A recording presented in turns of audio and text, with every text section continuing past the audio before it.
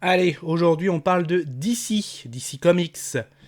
DC Comics sur la plateforme Netflix. J'explique, je développe après le générique. Soit on meurt en héros, soit on vit assez longtemps pour se voir endosser la peau du méchant. Pour ce genre de choses, il existe des hommes comme moi. Il t'arrive de saigner. Vous pouvez respirer. Vous pouvez cligner des yeux. Vous pouvez pleurer. M'a ramené le conduit, celle-là.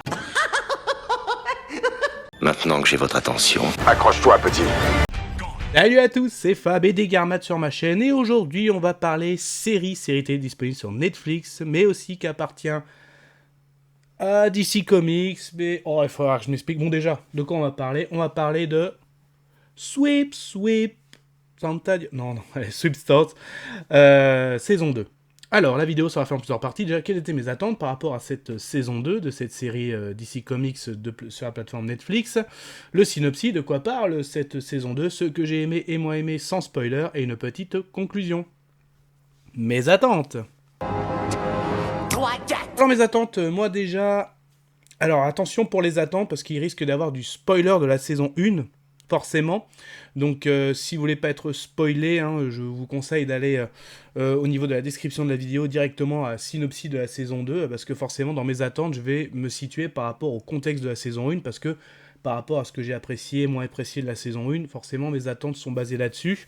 Donc si vous voulez pas être spoilé, parce que c'est un avis sans spoiler, vous pouvez aller voir directement dans la description le synopsis de la saison 2 et continuer avec ce que j'ai aimé, moins aimé et ma conclusion.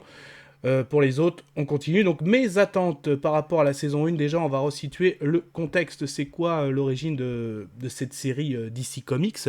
Alors effectivement, DC Comics, comment ça appartient à Warner, oui. Effectivement, il y a plusieurs univers, donc là on a le DCEU, qui se passe essentiellement au cinéma, même s'il y a une série comme Peacemaker, qui va se diriger vers le DCU de James Gunn, ok. Il y a aussi au niveau des animations, il y a l'animation avec un univers au niveau de l'animation, comme avec Constantine, Green Lantern, donc c'est en marche. Il y a aussi de l'animation indépendant. Donc là, comme dernièrement, il y a eu Batman et la malédiction qui s'est abattue sur Gotham, j'en ai parlé sur la chaîne. Même d'autres animations, comme au cinéma, comme Crypto et les super animaux. Il y a même du DC Kids, c'est vraiment de l'animation pour enfants, comme Batwitch, j'en ai parlé aussi sur la chaîne, bien sûr. Et au niveau des films aussi, il y a même du DC Elseworlds, comme l'univers de Batman ou encore le Joker. Foliado va bientôt sortir. Et forcément aussi au niveau des séries. Donc certes, il y a des séries qui appartiennent au DCEU, pardon, comme Peacemaker. Probablement qui feront partie aussi du DCU, en fait, ça, ce sera pour une autre vidéo. Il y a aussi, vous connaissez la CW, donc là, par exemple, il y a Titan, non, pardon, il y a CW, pardon, il y a Flash, la Reverse, pardon, et justement, j'avais mélangé, il y a aussi d'autres univers comme Titan, voilà. Et forcément aussi, il y a un partenariat avec Netflix, notamment on est de diffusion, comme, c'est pour ça que je me suis un peu embrouillé. Titan est disponible, bon, pas tout de suite, plusieurs mois après, sur Netflix, ou voir des séries dans la CW, comme Flash ou Arrow. Et aussi, Netflix a l'accord de Warner et aussi DC Comics pour faire des productions sur certains personnages. Donc, je pense que celle-là qui a le plus marché, c'est The Sandman. On a aussi iZombie, qui est disponible. La série est terminée, d'ailleurs, disponible sur Netflix. Et là, on a aussi Sweet Thought. Donc Sweet Thought, pardon si je prononce mal, donc tiré d'un comics DC Comics. Donc la saison 1 est déjà disponible, et la saison 2 vient de sortir. Donc c'est en gros de quoi parle cette série dans cet univers DC Comics. Donc il n'y a pas de Batman ni de Superman, donc on vit dans l'époque contemporaine, j'ai envie de dire. Un virus nommé le Fléau a ravagé la plupart de la population. Donc ce virus, comment il se manifeste? Donc au début, les êtres humains, ils ont le petit annulaire qui tremble, jusqu'à donner de la fièvre, des symptômes, jusqu'à malheureusement la phase finale, donc en gros mortelle.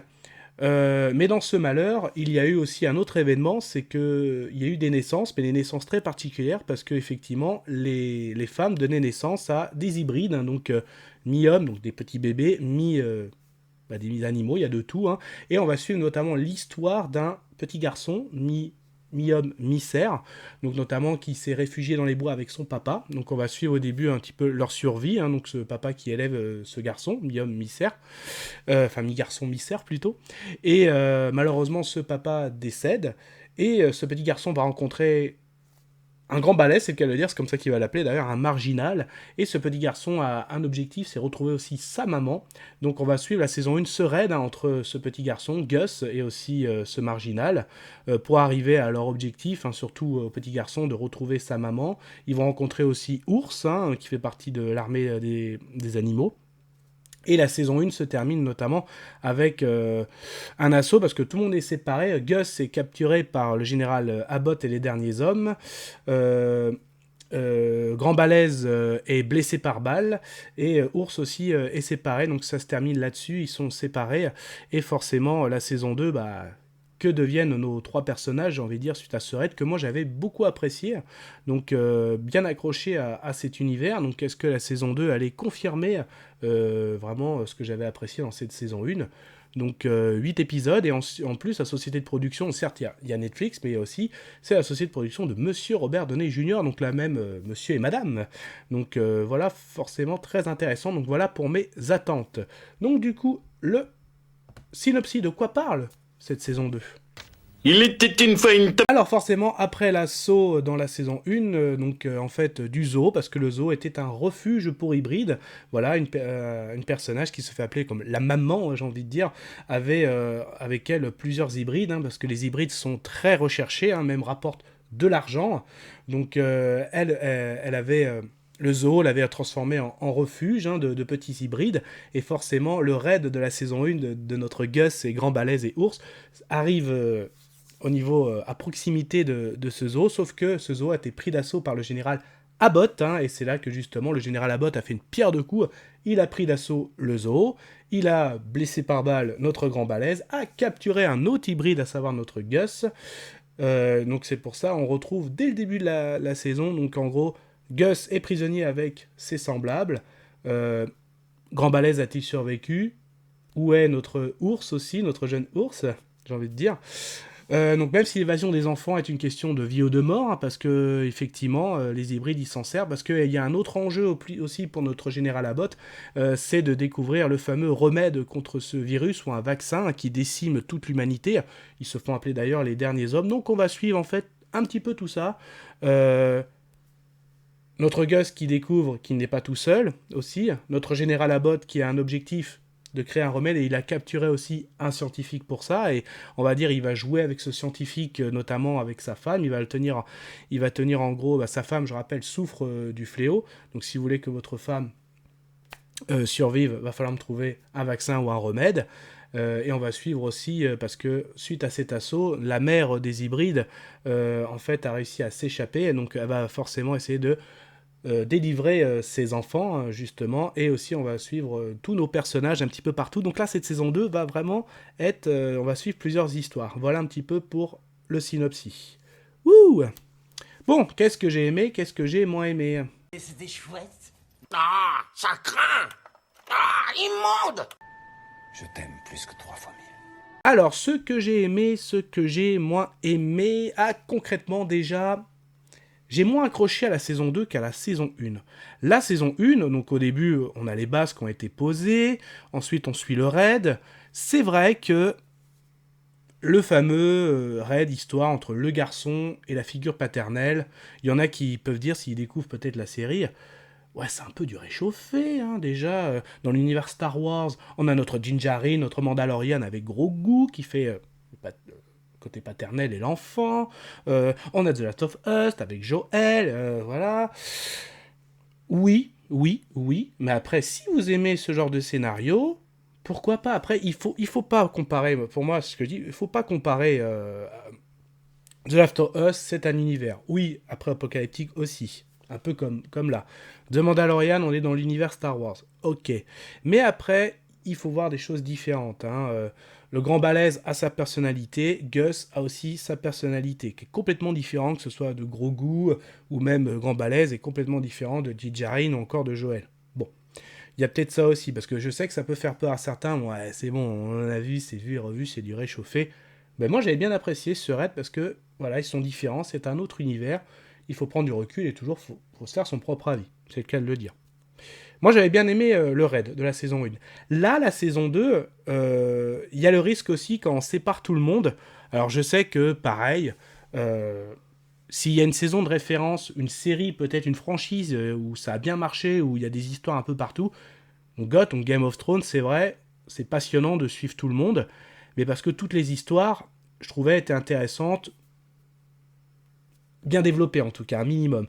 Là, je trouve, ça fait plusieurs séries que, c'est mon propre avis, chaque fois qu'on sépare les personnages, je trouve qu'il y en a, allez, une histoire qui est bien développée, le reste, c'est vraiment pour étirer ou pour donner plus d'épisodes. Donc là, ça m'a fait un peu cet effet. Hein. Donc j'ai des exemples, par exemple Walking Dead, les saisons que j'ai moins appréciées, c'est quand tout le monde est séparé. Bon, en ce moment, je suis Le Pouvoir sur Prime Video, pareil. Je trouve qu'il y en a qui sont bien développés, d'autres, c'est vraiment pour donner des épisodes. J'ai regardé, je sais pas, Halo aussi, par exemple.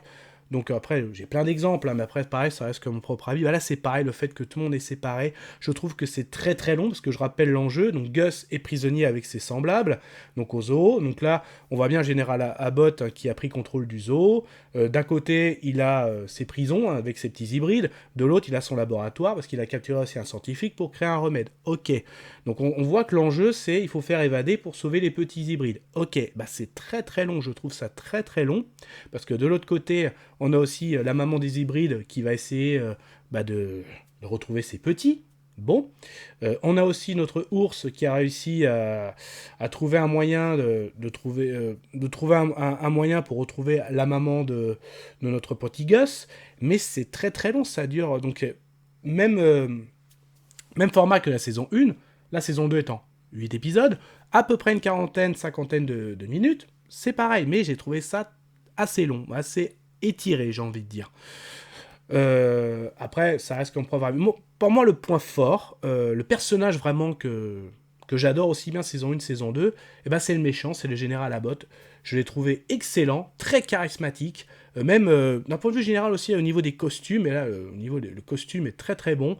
La prestance, le charisme qu'il donne à l'écran, ce général est très très bon. On a un très bon méchant, donc il a un objectif, hein, voilà, il veut être un peu de toute façon, il a de l'ego, hein, le maître du monde, hein, il veut absolument trouver son remède, il aime bien avoir le pouvoir, il a capturé les hybrides, il a capturé les scientifiques, il aime bien tout contrôler, mais il a une personnalité aussi, hein, donc je ne vais pas trop développer, je suis non spoil, mais je le trouve très très bon, vraiment très très bon, aussi bien saison 1, je l'avais bien aimé, hein, quand son introduction, et là, il est bien développé saison 2, pour moi c'est le point fort. Ça, c'est clair. Quelque chose que j'avais bien aimé aussi de la saison 1, saison 2, c'est la voix off. Chaque début ou fin d'épisode, ça raconte il raconte le contexte, l'histoire, avec la voix est très bien. Moi, je regarde en VF, hein, c'est vraiment très très bien.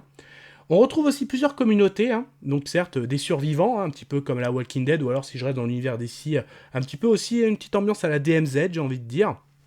Et forcément, notre général Abbott, lui, s'il arrive à son objectif, à savoir trouver un vaccin ou un remède, bah être, on va dire, un des chefs reconnus des communautés, j'ai envie de dire. Donc il a vraiment cet objectif, il veut, voilà, être un petit peu le roi du... Peut-être pas le roi du monde, mais l'indispensable à ce monde. C'est un peu ça, voilà. Concrètement aussi, les épisodes que j'ai préférés, donc là j'attire un peu votre attention. Les épisodes que j'ai préférés, c'est carrément le 6 et le 8. Donc là où enfin on arrive à... oui, parce que forcément, hein, les gentils vont forcément triompher. On arrive au moment où enfin on va essayer d'aider nos petits hybrides.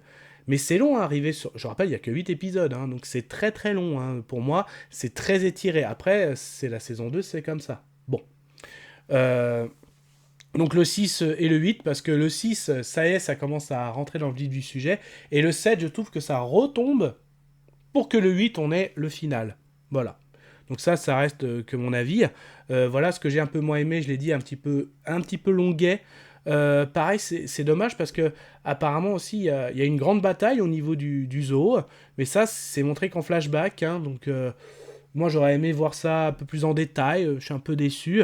Après, peut-être pas non plus, parce que le peu de chorégraphies de combat qu'il y a, elles sont pas terribles. Hein. Les chorégraphies de combat, c'est pas trop ça. Donc certes, dans l'univers DC Comics, il y en a qui ont tout ce qui est bataille. Non, c'est pas trop ça. Là, c'est vraiment l'histoire de cet hybride. Hein. Donc, on va aussi voir, ce que j'ai un peu moins aimé, c'est le scientifique va essayer de découvrir l'origine de ces hybrides. Donc, il va utiliser notamment Gus. J'ai pas trop accroché sur comment Gus arrive à avoir des souvenirs ou comment il arrive à découvrir l'origine des hybrides. Hein. Donc, et aussi l'importance que pourraient avoir les hybrides. Ça, là-dessus, j'ai pas trop accroché, puis j'ai trouvé ça que c'était quand même assez long. Voilà.